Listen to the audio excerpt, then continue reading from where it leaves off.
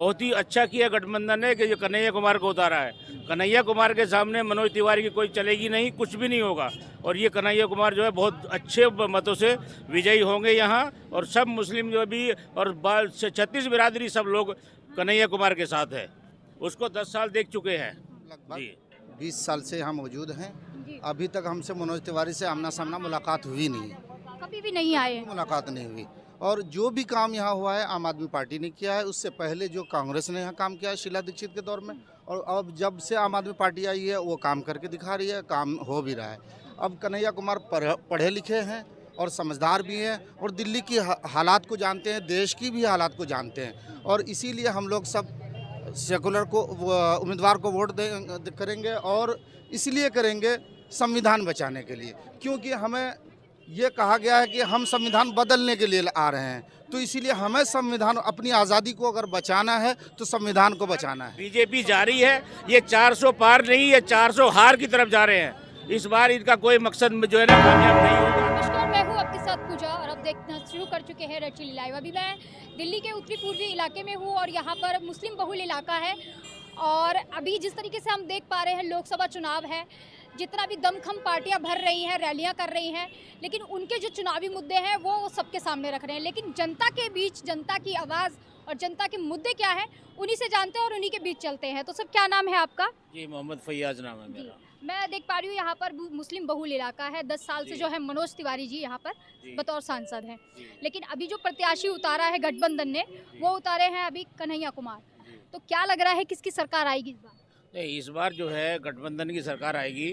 और कन्हैया कुमार जो है वो बहुत पढ़े लिखे और बहुत समझदार और बहुत अच्छे नेता हैं। और वो यूनिवर्सिटी से पढ़ कर के आए हैं। तो वो ऐसे जैसे वो नाचने वाला है ना मनोज तिवारी, तो वैसे नाचने वाले नहीं है। वो ज़मीनी हकीकत को जानते हैं। और वो जो जिस तरीके से कांग्रेस पार्टी ने और गठबंधन ने उसको उतारा है यहाँ, तो उत्तरी पूर्वी दिल्ली से जो है वो बहुत बेहतरीन मतों से जो है जीत कर आएंगे। कम से कम 1.5 से 2 लाख वोटों से जो है वो ज़्यादा से वोटों से जीतेंगे। क्योंकि ये 10 साल हो चुके हैं इसको, मनोज तिवारी को आज तक कुछ किया नहीं है। मुस्लिम के बीच नहीं आए? नहीं, मुस्लिम इलाके में कभी आए नहीं है। अगर कोई प्रोग्राम हुआ साल 1.5 साल 2 साल में किसी नेता ने बुला लिया तो आगे उस पर, और उसमें जो है कोई काम नहीं किया है। किसी से कोई आकर के कोई मीटिंग नहीं, कोई काम नहीं, कुछ नहीं है। सिर्फ राजनीति जो है वो एक बार बन गए, उसके उसी के बिना पर चल रही है। और यहाँ इस ऐसे हालात है कि मुस्लिम एरिया में तो मुस्लिमों को जो है कोई किसी किस्म का उससे कोई फ़ायदा है नहीं है। जो एमपी की सीट है उससे ये सड़कें बननी चाहिए या लाइटों का इंतजाम या कोई और सीवर का काम है या कोई और काम है, तो उसके फंड से कोई काम नहीं हो रहा है यहाँ। वो सिर्फ इस तरीके का काम नहीं हुआ इतने 10 सालों में। यहाँ जो जितना काम किया है या तो आम आदमी पार्टी ने किया है, या तो उसके निगम पार्षद है उन्होंने काम किया है, या उसके जो एमएलए हैं उन लोगों ने काम किया है। तो ये ज़मीनी हकीकत ये है कि यहाँ जो है मनोज तिवारी का कोई हिसाब किताब है नहीं। इस बार जो है उनका बिस्तरा बंधने वाला है। और कन्हैया कुमार जो है ना वो बहुत ज़बरदस्त बहुमत से जीतने वाले हैं यहाँ। और उनका कोई जो है ना जनाधार नहीं रहेगा मनोज तिवारी का इस बार। अच्छा, क्या लग रहा है कि अभी जैसे इन्होंने बताया कि 10 साल से जो है मनोज सांसद जी यहाँ पे हैं, कभी भी मनोज तिवारी जी यहाँ आए नहीं है। आपके कभी बीच में आए, कभी जनसभा की हो, आपके मुद्दे जाने हो? हम लगभग 20 साल से यहाँ मौजूद हैं। जी। अभी तक हमसे मनोज तिवारी से आमना सामना मुलाकात हुई नहीं, कभी भी नहीं आए। मुलाकात नहीं हुई। और जो भी काम यहाँ हुआ है आम आदमी पार्टी ने किया है। उससे पहले जो कांग्रेस ने यहाँ काम किया है शीला दीक्षित के दौर में, और अब जब से आम आदमी पार्टी आई है वो काम करके दिखा रही है, काम हो भी रहा है। अब कन्हैया कुमार पढ़े लिखे हैं और समझदार भी हैं और दिल्ली की हालात को जानते हैं, देश की भी हालात को जानते हैं। और इसीलिए हम लोग सब सेकुलर को उम्मीदवार को वोट करेंगे। और इसलिए करेंगे संविधान बचाने के लिए, क्योंकि हमें ये कहा गया है कि हम संविधान बदलने के लिए आ रहे हैं। तो इसीलिए हमें संविधान, अपनी आज़ादी को अगर बचाना है तो संविधान को बचाना है। संविधान बचाने के लिए वोट करेंगे, महंगाई से बचने के लिए वोट करेंगे। अगर हमें पेट्रोल 150 से नीचे चाहिए, क्योंकि इलेक्शन के बाद ये 150 पार करेगा।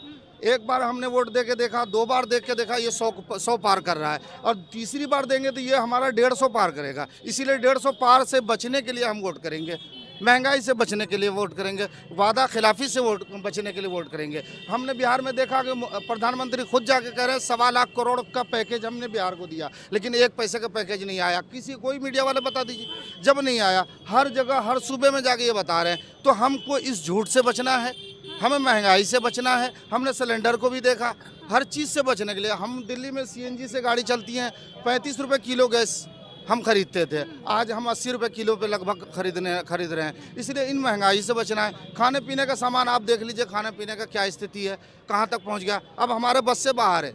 इसीलिए हम सेकुलर उम्मीदवार को इसलिए दे रहे हैं वोट कि हम संविधान को बचा सकें, देश में हम एकता अखंडता को बचा सकें, इसलिए हम वोट। मोदी जी तो ये कह रहे हैं कि देखिए हमने जो है भाईचारे की नींव रखी है। कहने वाले, अगर भाईचारे की नींव आपने रखी है तो आप कपड़े से फिर पहचान रहे हैं, तो भाईचारे कैसे? ये तो कहने की बात अलग हो गई और सुनने की बात अलग हो गई, करने की अलग हो गई।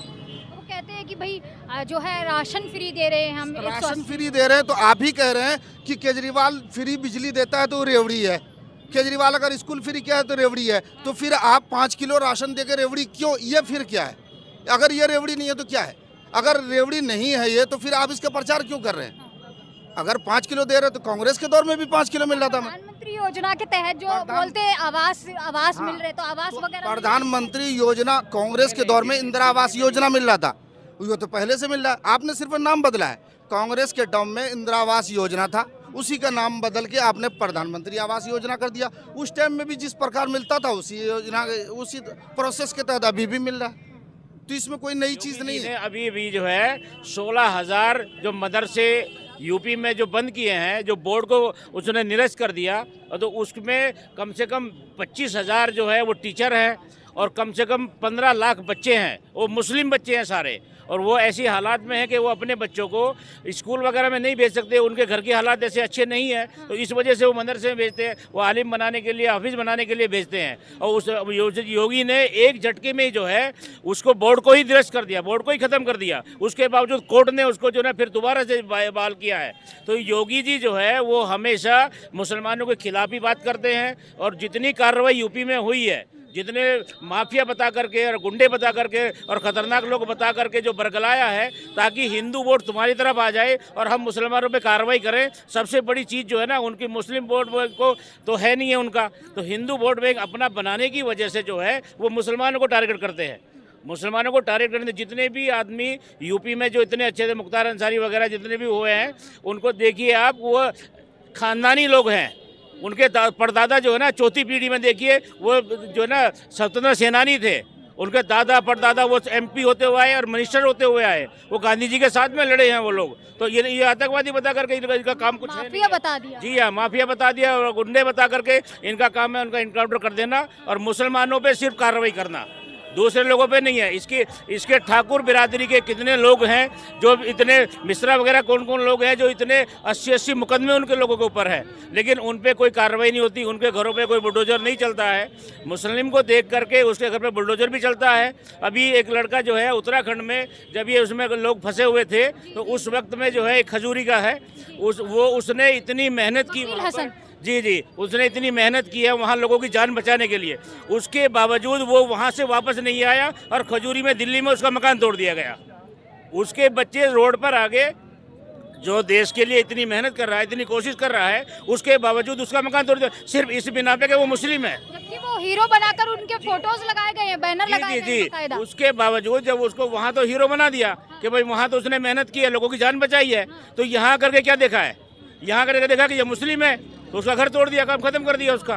तो यही बदले की भावना से काम हो रहा है। इस बार बीजेपी जा रही है, ये 400 पार नहीं, ये 400 हार की तरफ जा रहे हैं। इस बार इनका कोई मकसद जो है ना कामयाब नहीं होगा। जिस तरीके से मोदी ने अभी इंदौर में किया है कि वहाँ जो कांग्रेस के कैंडिडेट को जो है अपने पाले में लेकर के और उसे लिखवा लिया कि भाई तू अपना पर्चा रख दे और हमारा कैंडिडेट जीत जाएगा। एक गुजरात में एक ऐसी सीट पर किया है कि उसमें जो है ना उनको डरा धमका करके, ईडी को दिखा करके और बंदूकें दिखा करके उसको, वो कांग्रेस के आदमी से जो है हलफनामा लेकर के उसको अपने आप घोषित करा दिया है। इलेक्शन से पहले ही, वोट डालने से पहले ही जो है वो अपने MP बना ले रहे हैं। तो 400 पार का जो वो है उनका, तो वो इलेक्शन कराने की जरूरत ही नहीं थी। अगर इलेक्शन जब जो 400 पार तुम इस तरीके से बेईमानी करके आ जाओगे तो 400 इलेक्शन लड़ाना क्यों था तुम्हें? और 400 पार का जो मकसद है ना, वो संविधान को ख़त्म करने का, कि 400 पार की मेजोरिटी के बगैर संविधान को बदल नहीं सकते ये लोग। ये 400 पार का जो वादा है, तो 300 कुछ में जो ना वो सीट बन जाएगी, बहुमत बन जाएगा उनका, लेकिन उसके बावजूद भी 400 पार का जो नारा है वो इसी वजह से है। मुस्लिम सब परेशान है। अभी परेशान है। आपस में लड़ाई दंगे फसाद हो रहे हैं। अभी क्या लग रहा है यहाँ से अभी जो कन्हैया कुमार और मनोज तिवारी कांटे की टक्कर है? जी कांटे की टक्कर है मनोज तिवारी और कन्हैया कुमार में, कौन आएगा यहाँ पे? कन्हैया कुमार आएगा। कन्हैया कुमार आएंगे, पक्का है ये। मनोज तिवारी नहीं आएंगे? बीजेपी से नहीं आएंगे, हम अब आप लोगों के बीच जनसभा कभी की उन्होंने? आए हैं कभी भी? कभी नहीं आए, कभी नहीं आए। कभी नहीं आए, बिल्कुल भी। कभी आप लोगों की बात सुनी हो कभी? वो आए ही नहीं है, आए ही नहीं। बिल्कुल नहीं आए। 2 बार, दूसरी बार जीत रहे हैं, वो आए नहीं कभी। पहली बार में भी नहीं अब आए हैं। तो 400 पार की जो बात हो रही है, 400 पार अब की बार वो तो जुमलेबाजी हो रही है। जुमलेबाजी हो रही है। हाँ, 400 पार नहीं होगा। तो आम जनता के मुद्दे क्या रहेंगे? किस पे वोट जाएगा? बेरोजगारी, खाने के लिए तो चाहिए नहीं चाहिए, जब काम ही नहीं होगा खाएंगे क्या, बस यही वजह है। कहा जा रहा है कि रेडी पटरी वाले जो हैं देखिए कमा पा रहे हैं, 1000 रुपए में उनका घर चल जा रहा है। नहीं, ये तो वो ऐसे ही कमरे में बैठे हुए हैं, वो भाषण जो दे रहे हैं वो खुद आके खड़े होंगे ठेली के ऊपर, जब धूप में सिकेंगे ना, जब पता लगी 1000 रुपये कमा रहे हैं, 500 रुपये कमा रहे हैं। बहुत मेहनत करनी पड़ती है ठेली वालों को, रेहड़ी वालों को भी। पानी नसीब ना होता फिर भी काम करते हैं वो धूप में। तो इस बार परिवर्तन होगा? हाँ जी, होगा, पक्का होगा, इंशाल्लाह जरूर होगा। जनता बदलाव? जी, जनता बदलाव इसलिए चाहती है क्योंकि जो बीजेपी के जो अत्याचार हैं वो लगातार आने वाले 10 सालों में उसने लगातार अत्याचार किए हैं पब्लिक पर, ना यहाँ ही मुस्लिम पे, उनने ऑल कम्युनिटी जो इंडिया के अंदर हैं, हिंदू हो, मुस्लिम हो, ईसाई हो, उन सब पे अत्याचार किए हैं। क्योंकि ये महंगाई को लेकर, बेरोजगारी को लेकर, और जो आवास योजना है उसमें इन्होंने दिए हैं, बता रहे हैं एडवाइस में 10 घर, लेकिन 2 लोगों को घर दे रहे हैं। तो सरकार ऐसे नहीं चलेगी। और अब की मनोज तिवारी जो हमारी नॉर्थ ईस्ट दिल्ली से आते हैं, उन्होंने 10 साल में दिल्ली के अंदर, नॉर्थ ईस्ट के अंदर इतना सा भी काम नहीं किया। अगर काम किया हो तो वो आकर दिखा दें। यहाँ से इंडिया गठबंधन, जमुना बिहार की बिल्कुल बेकार हालत हो पड़ी है। जीरो पुश्ते चले जाओ आप, जीरो पुश्ते पर देखो कैसे सड़कें ऐसे हैं, खड्डे खड्डे। अरे सड़कें बनवा दी, पुल बनवा दिए, इतना यहाँ पे से वहाँ तक नीचे जाने की यातायात की पुल सुविधा की कोई बात नहीं, नीचे देखो ना, खड्डे खड्डे खड्डे, गाड़ियाँ गिर रही हैं, एक्सीडेंट हो रहे हैं। अब बताओ क्या करा जाएगा। अब तो क्या लग रहा है फिर इस तरफ यानी बदलाव होगा? ये पूरा मुस्लिम बहुल इलाका है, क्या लग रहा है मुसलमानों का वोट जी मुस्लिम बहु इलाका तो नहीं है, लेकिन नॉन मुस्लिम भी है, ऐसी बात नहीं। लेकिन कन्हैया कुमार यहाँ पूर्ण रूप से जीत रहे हैं। मनोज तिवारी का सुपड़ा साफ हो रहा है और वो अपने क्षेत्र, हाँ, मनोज तिवारी हार गए अब की, मनोज तिवारी हार गए। मनोज तिवारी का सुपड़ा बेमानी से जीते हैं, लेकिन जनता ने मूड बना लिया है कि कन्हैया कुमार पूर्ण रूप से जीत रहे हैं। उन्हें ये नहीं पता कैमरा सामने लग रहा है, कैमरा सामने लग रहा है। उन्होंने देखा कैमरा नहीं लग रहा, कैमरा बिल्कुल सामने लग रहा है। उनने छप्पा लगाया दुड़ुम, ठप्पा लगाया दुड़ुम, ठप्पा लगाया दुड़ुम, ठप्पा लगाया दुड़ुम, ठप्पा लगाया दुड़ुम।